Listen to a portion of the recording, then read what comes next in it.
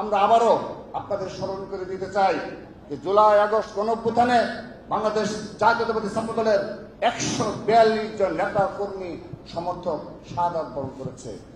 আজ যারা বিরোধী পক্ষ হিসাবে আবির্ভূত হতে চাচ্ছে তাদের একজন নেতা কর্মীর নামে কোনো মামলা নেই, একদিন রিমান্ড কাটার ইতিহাস নেই, বাংলাদেশের কোনো থানায় জিডির ইতিহাস নেই।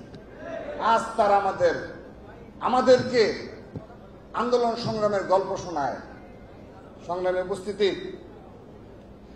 আপনারা ইতিমধ্যে পেয়েছেন এবং আমার প্রিয় সাংবাদিকবৃন্দ, আপনারা বেশ কিছুদিন আমাদের সবগুলো অনুষ্ঠান অনেক কষ্টে আপনারা লাইভ করছেন, সেজন্য ধন্যবাদ জানাচ্ছি। আপনাদের উপস্থিতিতে আমাদের বিগত জুলাই আগস্ট গণঅভ্যুত্থানে বাংলাদেশ জাতীয়তাবাদী ছাত্র দলের যে 142 জন নেতা কর্মী ও সমর্থক শাহাদাত বরণ করেছে তার একটি সুনির্দিষ্ট সংখ্যা এবং তাদের সকল পদবি, নাম উল্লেখ সহ, ঘটনাস্থল সহ সব কিছু আমরা উল্লেখ করে একটি বুকলেট ছাপিয়েছি। এটি আমরা প্রকাশ করেছি আরো 8 মাস আগে। তারপর আমরা আবারও আপনাদের স্মরণ করে দিতে চাই যে জুলাই আগস্ট গণঅভ্যুত্থানে বাংলাদেশ জাতীয়তাবাদী ছাত্র দলের 142 জন নেতা কর্মী সমর্থক শাহাদাত বরণ করেছে। সেই সাথে আজকে আপনাদের আরেকটি বিষয় সামনে নিয়ে আসছি। বিগত 15.5 বছর 2009 সাল থেকে 2024 সাল পর্যন্ত খুনি হাসিনার আমলে আমাদের যে সকল ছাত্র দলের নেতা কর্মী ও সমর্থককে গুম করা হয়েছে, হত্যা করা হয়েছে, শুধুমাত্র তাদের উল্লেখযোগ্য সংখ্যক 176 জনের লিস্ট আমরা প্রকাশ করেছি। এটিও আমরা করেছি আরো 8 মাস আগে। আমরা জানতে চাই, বাংলাদেশ আর কোন ছাত্র সংগঠন আছে যাদের এভাবে সত্যিকার অর্থে সুনির্দিষ্টভাবে তাদের নেতা কর্মী ও সমর্থক এই সম্মুখ সারিতে অংশগ্রহণ করেছে?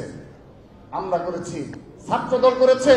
সেজন্য আপনাদের নিকট আমরা স্পষ্টভাবে আবারও আমরা আমাদের বুকলেটগুলো সরবরাহ করেছি। আমরা বিশ্বাস করি ছাত্র দলের সঠিক এই জুলাই আগস্ট গণঅভ্যুত্থানে ছাত্র দলের ভূমিকা সঠিকভাবে লিপিবদ্ধ থাকবে।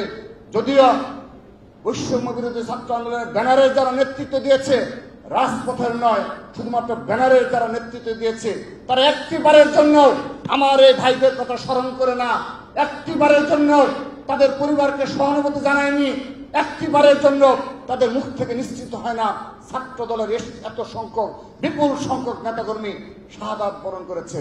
তারা একদিনের জন্য জানে না আমার এই সকল ভাইরা 2009 সাল থেকে 2024 সাল পর্যন্ত ফ্যাসিস্টদের বিরুদ্ধে লড়াই সংগ্রাম করতে গিয়ে গুম হয়েছে, খুন হয়েছে, তার একটি নাম উচ্চারণ করতে তারা দ্বিধাবোধ করে।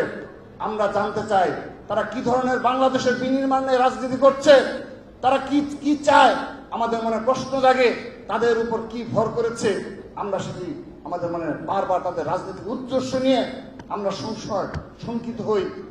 সংগ্রামী উপস্থিতি, জুলাই আগস্ট গণঅভ্যুত্থানে বীর শহীদদের স্মরণে আজকের এই স্মরণ সভায় 17 জুলাই অনেকগুলো উল্লেখযোগ্য ইতিহাস রয়েছে, সবগুলো সাথে ছাত্রদল সম্পৃক্ত রয়েছে।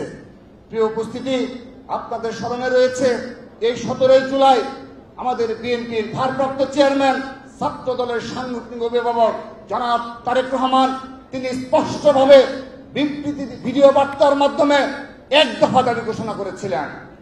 তিনি 3 জুলাই 2024 সালে কোটা সংস্কার পক্ষে তার অবস্থান ব্যক্ত করেছিলেন। তারপর ছাত্র দলকে পরিচালনা করেছিলেন, নির্দেশনা প্রদান করেছিলেন এবং আমরা ছাত্রদল, কেন্দ্রীয় সংসদ, ঢাকা বিশ্ববিদ্যালয় সহ সকল ইউনিট সংগঠিতভাবে রাজপথে অগ্রভাগে নেতৃত্ব দিয়েছি। তারপর যখন 16 জুলাই আবু সাইদকে হত্যা করা হলো, ওয়াসিম আকরামকে হত্যা করা হলো, সেদিন তিনি শুধুমাত্র কোটা সংস্কারের সীমাবদ্ধ ছিলেন না, তিনি আপনারা লক্ষ্য করে দেখবেন আজকে যুগান্তর সহ অনেকগুলো মিডিয়াতে এসেছে, সেই ভিডিও বার্তা এসেছে, আবারও সামনে এসেছে আমাদের সামনে 25 সালে 2024 সালের 17 জুলাই বিএনপির ভারপ্রাপ্ত চেয়ারম্যান জনাব তারেক রহমান এক দফা দাবিতে এক দফা ঘোষণা করেছিলেন এবং কোটা সংস্কারের পক্ষে যারা ছিল তাদেরকে তিনি আহ্বান জানিয়েছিলেন, শুধু কোটা সংস্কার নয়, তোমাদেরকে এক দফার দাবিতে মাঠে থাকতে হবে। আমাদের ছাত্রদলকে নির্দেশনা দিয়েছিলেন, আমরা তার নির্দেশনা পালন করেছি।